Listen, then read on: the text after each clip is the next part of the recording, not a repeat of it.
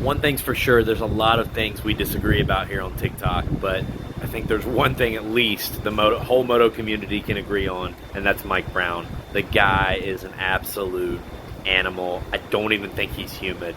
I've watched him a lot over the years because Muddy Creek was his home track. He's right there from Gray, Tennessee, and that was kind of my home track as well. And I really looked up to him when I was a kid coming up, and he was at Pro Circuit Kawasaki. And it's just nuts that he's still riding at the level he is. He's in his 50s now, and he just won the first moto of 40 plus at Loretta's. I think he won by like 20 or 30 seconds over Jeff Emig. Jeff Emig was on a 300 two-stroke.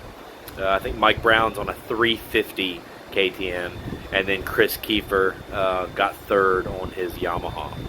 But the craziest part is in his podium speech, he told Wygant that he wants to qualify and race a pro national, and he'll be in his 50s.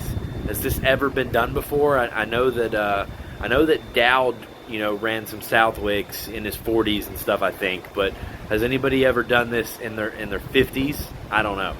I'm sure some of you moto history buffs can comment down below and let me know. Either way, Mike Brown is absolutely flying. He's fun to watch. I remember how fast he was going when he lapped me in my last regional I ran a couple years ago at Lazy River.